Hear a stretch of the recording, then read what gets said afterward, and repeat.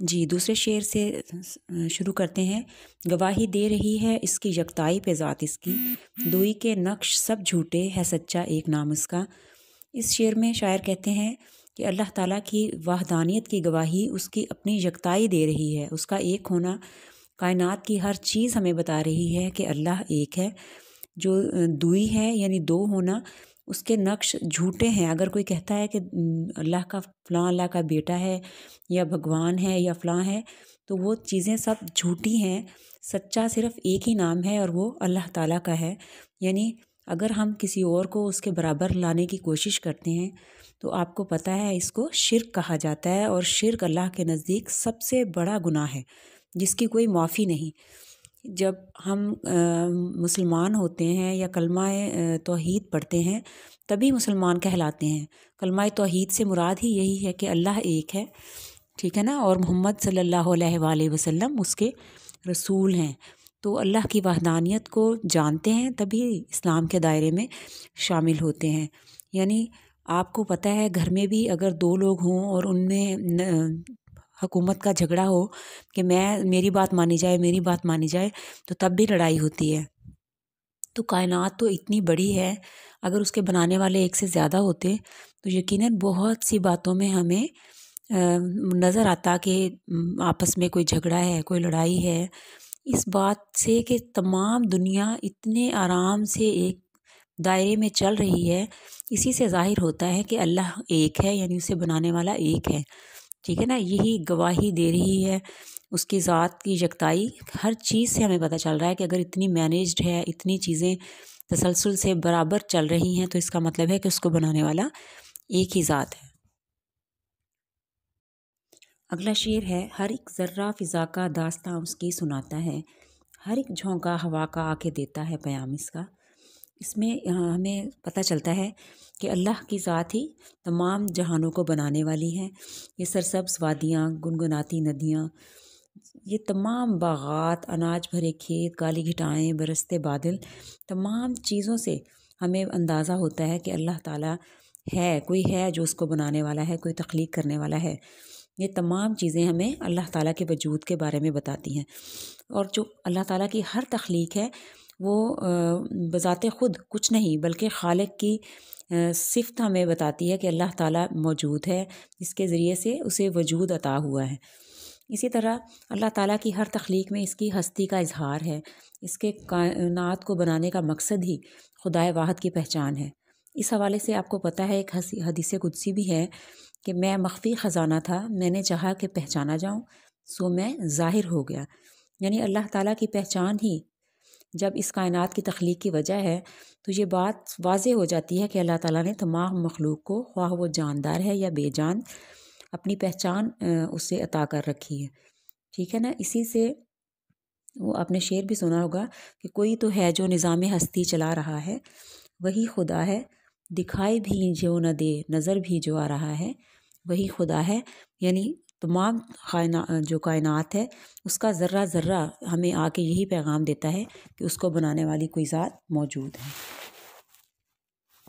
اگلا شعر ہے۔ سراپا معصیت میں ہوں سراپا مغفرت وہ ہے، خطا کوشی روش میری خطا پوشی ہے کام اس کا۔ کہ انسان جو ہے وہ خطائیں کرنے والا ایک پتلا ہے۔ آپ نے سنا ہوگا یہ لفظ کہ انسان خطا کا پتلا ہے، اس کو آپ کوٹیشن کے طور پہ بھی لکھ سکتے ہیں، ٹھیک ہے نا۔ انسان خطا کا پتلا ہے، یعنی وہ سرتا پا گناہوں میں ڈوبا ہوا ہے۔ اس میں معصیت سے کیا مراد ہے؟ یعنی گناہوں میں لپٹا ہوا۔ کہتے ہیں کہ انسان جو ہے اس میں تو یہ گمراہی، یہ برائیاں ہمیشہ سے پائی جاتی ہیں اور شاید ہمیشہ ہی رہیں گی۔ تو وہ کہتے ہیں کہ میں تو ہمیشہ سے ہی گناہوں کا پتلا رہا ہوں، اور تمہاری ذات جو ہے اللہ وہ مغفرت سے بنی ہے۔ یعنی آپ نے وہ نام سنے نا 99 نام جو اللہ کے ہیں، ان میں اللہ کی محبت، رحمت، قہر، جبر، یہ تمام اللہ تعالیٰ کے ناموں میں شامل ہیں۔ تو وہ کہتے ہیں کہ میں تو گناہوں کا پتلا ہوں لیکن تم مغفرت کا دریا ہو، مغفرت کا تمہارا جو سراپا ہے اللہ مغفرت سے بنا ہے، یعنی معاف کرنے والا ہے۔ میرا راستہ وہ کیا ہے کہ میں بار بار خطائیں کروں، خطا کوشی یعنی خطائیں کرنا۔ کہتے ہیں میرا راستہ ہی یہ ہے کہ میں بار بار غلطیاں کروں، خطائیں کروں، لیکن تمہاری ذات کس لیے ہے کہ وہ میری ان خطاؤں پہ पर्दा پوشی کرے. خطا پوشی سے مراد خطاؤں کو چھپانے والا، پوش کرنے والا، ڈھکنے والا. یعنی اے اللہ میری ذات جو ہے وہ تو گناہ کرنے کے لیے ہی بنا ہے، انسان خطا کا پتلا ہے، لیکن تمہاری ذات جو ہے وہ ستار العیوب ہے. ستار العیوب سے مراد عیبوں کو چھپانے والی ذات. تو تمہاری ذات ہماری پردہ پوشی کرنے والی ہے، یہ تمہارا کام ہے. اسی وجہ سے آپ نے سنا ہوگا نا، وہ ایک مشہور مقولہ بھی ہے کہ ہم جس طرح سے دوسروں کے بارے میں سوچتے ہیں، اگر ان کو ہماری صرف سوچوں کا ہی پتہ چل جائے تو شاید ہمیں مرنے کے بعد کوئی کندھا بھی نہ دے. تو اگر ہماری عیب چھپے ہوئے ہیں تو یہ کس وجہ سے ہیں؟ یہ اللہ تعالیٰ کی مہربانی کی وجہ سے ہے کہ ہم چھوٹی چھوٹی برائیاں ہماری دوسروں کے سامنے نہیں لاتا، جس کی وجہ سے ہم عزت سے زندگی جی رہے ہیں. تو وہ کہتے ہیں کہ اے اللہ تمہاری ذات پردہ پوشی کرنے والی ہے، چھپانے والی ہے، اور میں خطائیں کرنے والا ہوں. میرے ہے ہی انسان خطا کا پتلا، تو تم میری روش خطائیں کرنے والی ہے اور تمہاری ذات ان خطاؤں کو پردہ پوشی کرنے والی ہے. اگلا شعر ہے، میری افتادگی بھی میرے حق میں اس کی رحمت تھی کہ گرتے گرتے بھی میں نے لیا دامن ہے تھام اس کا. وہ کہتے ہیں بہت اچھا شعر ہے. کہتے ہیں کہ جو میرے اوپر کوئی مصیبت آتی ہے تو وہ بھی میری بہتری کے لیے آتی ہے. یعنی کوئی آفت آتی ہے تو اس میں بھی میرے لیے کوئی مصلحت رکھی ہوئی ہوتی ہے کہ جس کا مجھے پتہ نہیں ہوتا کہ میرے لیے یہ فائدہ تھا. مجھے لگتا ہے کہ میرے اوپر اتنی مصیبت گر گئی، لیکن اصل میں وہ مصیبت میرے حق میں اس کی رحمت ہوتی ہے کہ اس چھوٹی سی چوٹ سے، اس چھوٹی سی مصیبت سے میں جان لیتا ہوں کہ کوئی ہے، ذات ہے جو مجھے بچانے والی ہے. تو میں خود بخود اللہ کے قریب ہو جاتا ہوں کہ گرتے گرتے بھی میں نے لیا دامن ہے تھام اس کا، کہ میں گناہوں کی طرف جا رہا تھا یا میں زندگی کی آسائشوں کی طرف جا رہا تھا. تو جب مجھ پر کوئی مصیبت یا کوئی مسئلہ آیا تو مجھے فوراً سے یاد آیا کہ اللہ کی ذات ہے جو مجھے پکڑ لے گی. آپ نے دیکھا ہوگا ہم چھوٹی موٹی مصیبت میں بھی ہمیں فوراً سے نماز روزہ زیادہ یاد آتا ہے. مطلب اس کی مثال آپ یہی لے لیں کہ جب پیپر ہوتے ہیں اسٹوڈنٹس کے، آپ کے، تو تب بھی بچہ فوراً سے، تب بہت نمازیں ہمیں یاد آتی ہیں کہ اب مصیبت پڑی ہوئی ہے، اب ہم اس میں سے اچھے سے نکل جائیں. تو وہ یہی کہہ رہے ہیں کہ میری جو اوپر آفت آئی وہ بھی میرے حق میں اللہ تعالیٰ کی رحمت ثابت ہوئی، اس کی برکت ثابت ہوئی کہ اس چھوٹی سے آفت کی وجہ سے میں نے اس کو پہچان لیا، اور گرتے گرتے بھی یعنی گناہوں کی طرف یا زندگی کی طرف جاتے ہوئے بھی اللہ تعالیٰ نے میرا دامن دوبارہ سے تھام لیا. اگلا شعر ہے، ہوئی ختم اس کی حجت اس زمین پر بسنے والوں پر کہ پہنچایا ہے ان سب تک محمد نے کلام اس کا. کہ اللہ تعالیٰ نے کائنات کو تخلیق کیا، اس میں تمام چیزیں شامل کیں، اور اگر انسان کو ان چیزوں کی سمجھ نہیں آ رہی تھی کہ میں نے کون سا راستہ اختیار کرنا ہے، تو اس کے لیے اللہ تعالیٰ نے اپنے پیغمبر بھیجے جنہوں نے آ کے اللہ تعالیٰ کا پیغام ہم تک پہنچایا. اور ان تمام پیغمبروں میں جو سب سے آخری نام ہے، آپ کو پتہ ہے کہ وہ حضرت محمد صلی اللہ علیہ وآلہ وسلم کا ہے. وہ کہتے ہیں کہ میں نے جو اللہ تعالیٰ نے فرما رہے ہیں کہ میں نے اپنی زمین پر صرف لوگوں کو بھیجا نہیں، بلکہ ان کو راہ راست پر لانے کا بتانے کے لیے، راہ راست پر آنے کا طریقہ بتانے کے لیے اپنے پیغمبر بھی بھیجے. تو جب وہ پیغمبر اللہ تعالیٰ کے آخری نبی حضرت محمد صلی اللہ علیہ وسلم کو جب اللہ تعالیٰ نے بھیجا تو ان پر اپنے جو تمام کلام تھا، اللہ تعالیٰ نے اپنی جو تمام باتیں تھیں وہ قرآن پاک کی صورت میں نازل کی. تو اس طرح اللہ تعالیٰ نے اپنی تمام باتیں ہم تک پہنچائیں اپنے نبی کے عمل کے ذریعے اور قرآن مجید کے ذریعے. اس کے ساتھ ساتھ آپ نے جو نبی کریم صلی اللہ علیہ وسلم ہے اپنی سیرت پاک کے ذریعے قرآن کی عملی تفسیر بھی ہمیں پیش کی. اس طرح جو اللہ تعالیٰ تھے انہوں نے اپنا پیغام اپنے نبی کے ذریعے ہم تک پہنچایا.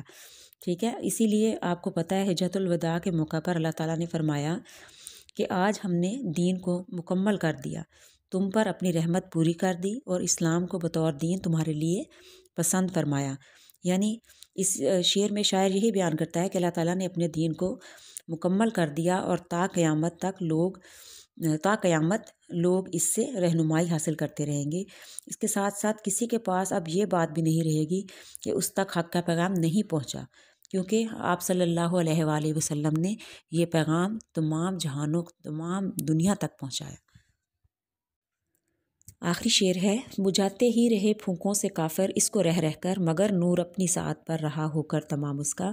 کہ جب سے اللہ تعالیٰ نے حضرت آدم رضی اللہ تعالیٰ عنہ کو بنایا اس دور سے لے کر اب تک برائی اور نیکی یعنی خیر اور شر کے درمیان لڑائی کا آغاز بھی تبھی سے ہو گیا تھا، اور شاید یہ جو لڑائی ہے یہ ابھی تک جاری ہے اور قیامت تک جاری رہے گی۔ اللہ تعالیٰ نے انسان کو جب اپنا نائب بنا کر بھیجا تو اس کی رہنمائی کے لیے جن لوگوں کو چنا یا جن نبیوں کو بھیجا، لوگ ہمیشہ سے ہی ان کے مخالف رہے۔ جو اس دور کے بدنصیب کم فہم لوگ تھے وہ ان نبیوں کے مخالف ہو جاتے تھے شیطان کے بہکاوے میں آ کر، اور انہیں طرح طرح سے مصیبتیں اور اذیتیں پہنچاتے تھے۔ راہ حق سے ان کو دور رکھنے کے لیے طرح طرح کے حربے استعمال کیے جاتے تھے، ان پر تہمتیں لگائی جاتی تھیں، نعوذ باللہ ان کے قتل کے منصوبے باندھے جاتے تھے، ان پر ایسا ستم ڈھائے جاتے تھے کہ وہ اللہ کی راہ سے ہٹ جائیں، لیکن اللہ تعالیٰ کے وہ مضبوط لوگ اپنے راستے پر ہمیشہ قائم رہے جو نبی تھے۔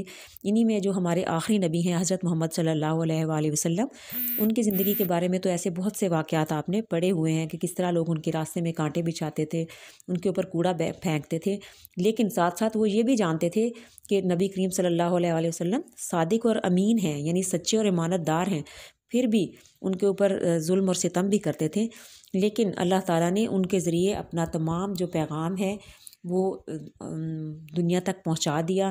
اللہ تعالیٰ نے، میں نے پچھلے شعر میں بھی بتایا نا کہ اللہ تعالیٰ نے فرمایا کہ میں نے اپنا دین تم پر مکمل کر دیا ہے، یعنی اللہ تعالیٰ نے اپنا جو بھی نور تھا، جو بھی اپنا پیغام تھا، اس کو اپنے وقت پر پہنچا دیا۔ حالانکہ کافر جو ہیں وہ شروع ہی سے پھونکے مار مار کر ان چراغوں کو بجھانے کی کوشش کرتے رہے کہ نبی جو ہیں وہ اس پیغام کو نہ پہنچائے، لیکن جو اللہ تعالیٰ کا نور تھا وہ اپنے وقت پر آ کر، یعنی تمام نور اپنا اللہ تعالیٰ نے پہنچا کر نبی کریم صلی اللہ علیہ وآلہ وسلم کے ذریعے اور قرآن پاک کے ذریعے ہم تک پہنچا دیا، اور کافروں کی پھونکیں جو ہیں وہ ساری کی ساری ضائع گئیں۔ تو اللہ تعالیٰ نے اپنا پیغام، اپنے نور جو ہے وہ اپنی ساتھ پہ آ کر مکمل کیا، کسی کی جرت نہیں ہو سکی کہ وہ اس پیغام کو پہنچانے والے کو روک سکے یا پیغام کو اللہ تعالیٰ کے دنیا تک پہنچنے سے روک سکے۔